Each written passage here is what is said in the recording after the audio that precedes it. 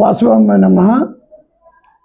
ఈ వాసవి జయంతి సందర్భంగా మా ఆరవై సోదరులందరికీ సోదరిమణులందరికీ శుభాకాంక్షలు తెలుపుతున్నాం. ఈరోజు మా ఆరవయసులందరికీ కూడా ఒక గొప్ప పండుగగా మేము భావిస్తున్నాం.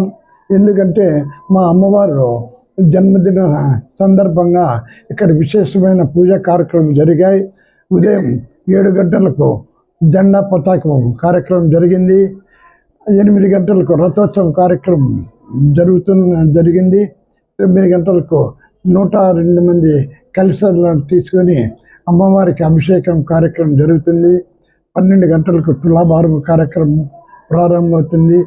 మా మహామంగళారతి అయిన తర్వాత 3000 మందికి భోజనాల కార్యక్రమం ఏర్పాటు చేశాం.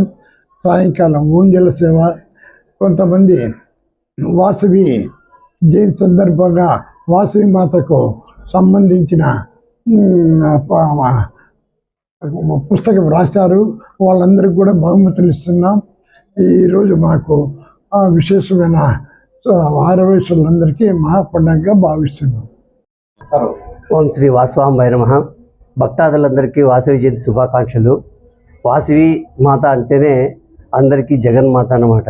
వా అంటే అమ్మవారి పేరులోనే వాసవి అనేటువంటి పేరు ఎందుకు నామకరణం చేశారంటే, వా అంటే వాగ్దేవి అంటే సరస్వతీదేవి, సా అంటే సత్యవతి లక్ష్మీదేవి, వి అంటే విమలాదేవి, వింధ్యాచల వాసిని పార్వతీదేవి. ఈ రకంగా త్రిశక్తి స్వరూపంతో అమ్మవారు ఇక్కడ వెలిసింది. ఈ అమ్మవారిని కొలిచినట్లయితే అందరి సకల దేవతలను కొలిచినట్లు లెక్క. కనుక అందువలన వాసవి అమ్మవారు పేరు వచ్చింది. ఇంకోటి ఏమిటి, వాసవి అమ్మవారు మాకు వైశ్యస్కే కాదు ప్రతి ఒక్కరికి జగన్మాత. ఆమె భూమండలానికి కాదు అన్ని లోకాలకి జగన్మాత. ఈమె జయంతి విశేషం జరుపుకోవడం చాలా అదృష్టంగా భావిస్తున్నాము. ఈరోజు ఉదయం 4 గంటలకే బ్రాహ్మీ దర్శనం అనేటువంటి కార్యక్రమం ఏర్పాటు చేశాము. బ్రాహ్మీ దర్శనం అంటే ఇక్కడ జనాలందరూ వచ్చి పడుకుంటారు ముందు రోజు రాత్రే. వాళ్ళందరూ లేస్తున్నట్లే కళ్ళు కూడా తెరుచుకోకుండానే వాళ్ళని అమ్మవారి దగ్గర పిలుచుకోపోయి అక్కడ అమ్మవారి దర్శనం చేపిస్తాం. దీన్ని బ్రాహ్మీ దర్శనము అంటారు. అంటే కళ్ళు తెరుస్తున్నట్లు అమ్మవారిని చూడాలన్నమాట. ఆ రకంగా ఈరోజు ఏర్పాటు చేశాము. ఉదయం దాదాపుగా 400-500 మంది పైన భక్తాదులందరూ వచ్చి ఇక్కడే ఉండి బస చేసి ఆ కార్యక్రమాన్ని నిర్వహించారు. ఇది యువజన సంఘం వారు నిర్వహించారు. ఇదే కాక మామూలుగా ఈరోజు ప్రత్యేక కార్యక్రమాలు వాసవి హోమాలు తేవండి, తర్వాత అమ్మవారికి కుంకుమార్చన కార్యక్రమాలు ఇవన్నీ ఏర్పాటు చేశాము. కుంకుమార్చన కార్యక్రమం తర్వాత వేరే ఒక ప్రత్యేక కార్యక్రమం ఏర్పాటు చేస్తున్నాం. ఈరోజు అమ్మవారికి చతుష్షష్ఠి ఉపచార సేవ అనేటువంటిది ఒక కార్యక్రమం ఉంది. ఆ కార్యక్రమాన్ని కూడా ఈరోజు మేము ఏర్పాటు చేస్తున్నాము.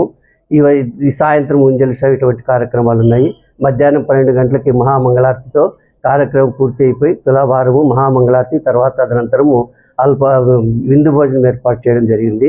ఈ రకంగా ముఖ్యంగా అమ్మవారు వచ్చేసి విశ్వరూపం చూపించింది అనమాట.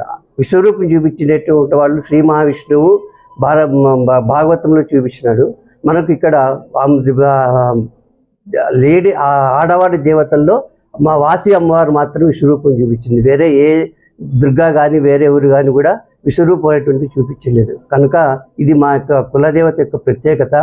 ఈ కులదేవత యొక్క మా జన్మదినాన్ని మేము అత్యంత వైభవంగా జరుపుకుంటాము.